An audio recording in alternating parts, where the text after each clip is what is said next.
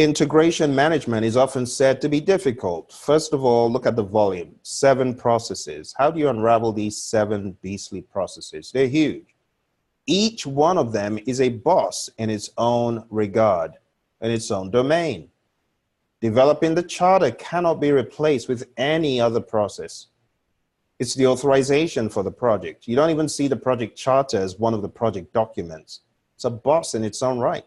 Then you've got develop project management plan.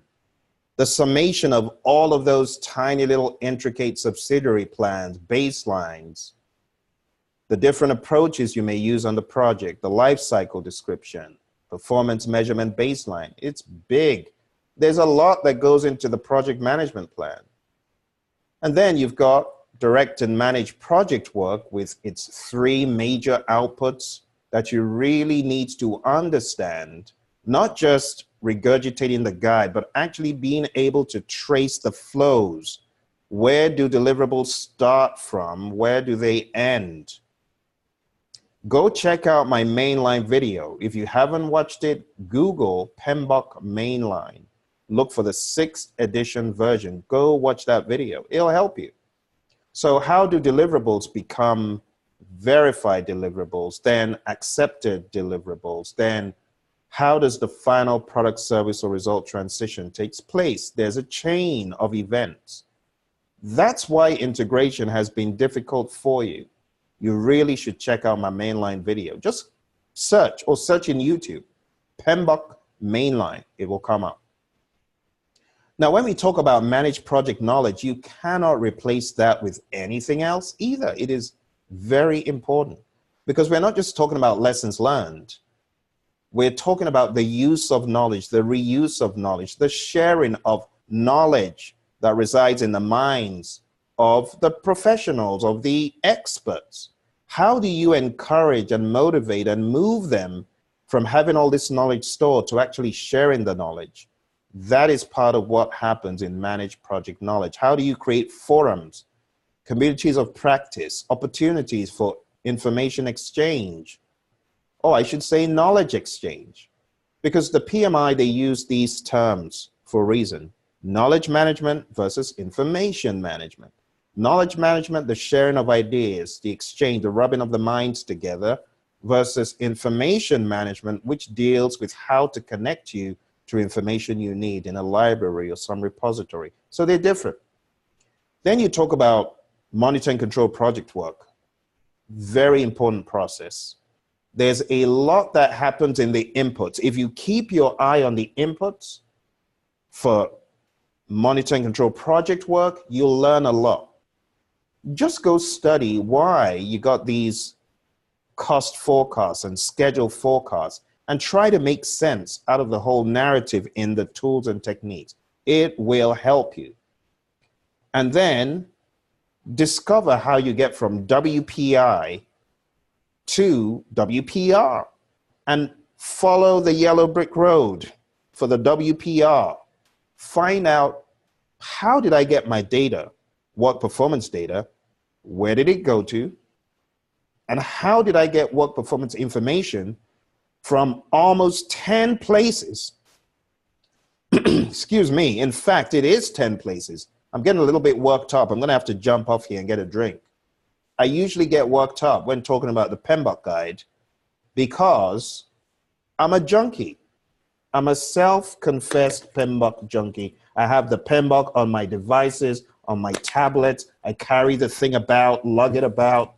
You got to be a junkie. You got to enjoy this stuff. And it needs to make sense. Don't just read it like you're drinking the Kool-Aid and going to your doom, your fate on the exam. No. Read it like you're reading it to understand the framework so you can take it back and create the methodology in your firm, in your own world of project management. So monitor and control project work, the work performance reports, you got to know where they're going and understand why they're going there. Last but not least, close project or phase. No, perform integrated change control. There's so many in integration, my goodness. Perform integrated change control, you got to understand change requests, where they come from, the multiple places they come from. Keep your eye on the change control tools. And don't lose sight of the approved change request coming out, where it goes, direct to manage project work, control quality, and so on. Know where they go. Also, talking about deliverables, you got to remember your deliverables go to the very next process in the chain of integration. They come out of here, then they go to the very next process. Don't forget that, okay, as in MPK. Last but not least, close project or phase, understand regression analysis in there. It'll help you. Understand trend analysis, variance analysis. Why are these things happening? I put out a video just yesterday about that. And understand the final product, service, or result transition. Understand all the closing activities that should happen. Read them deep.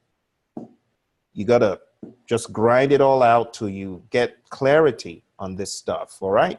If you need further coaching, training, help in your project management, go to praizion.com/Praizion, okay? Look for the one-on-one coaching programs I have. That may help you. Some of you need one-on-one coaching. Some of you need to be in a good old tech camp where we can boot you into shape, like many of my rock stars who have come back to share lessons learned of how they were able to get it done. They attribute the tech camp. See, a lot of people don't want to sign up for the tech camp because they're like, oh, I don't know if I can commit 2 hours a day. It's actually 3 hours a day. So they choose to try to do it on their own. Don't do that. You need to be on the ball. My next tech camp is probably going to be in about 3 weeks from now. If you want to be on that tech camp, and of course, I've always got special pricing, let me know and I'll keep you in the loop. But you got to let us know by sending an email to info@praizion.com. When I get word that you want to be in these tech camps, I will let you know the special pricing and when it's coming up. Now, the tech camps are usually the 63 or the 37, okay? 63% of the exam or the 37% of the exam. So you got to choose which one you want to come for. Do you want to come for the 63 or do you want to come for the 37? It's like the 80-20 rule. 63% of the PMP exam takes 37% of the time to prepare for. 37% of the PMP exam takes 63% of the time to prepare for. And I'm not joking. You know which parts are the time-consuming ones? It's your triple constraint ones. Anyway, I've got a meeting coming up, and I need to hop off and jump onto it. So thank you very much for joining me, and I look forward to speaking to you soon. Thank you very much. Appreciate your support. If you haven't subscribed to the channel, please hit subscribe and like this video and share it with your friends. All right, take care and bye for now.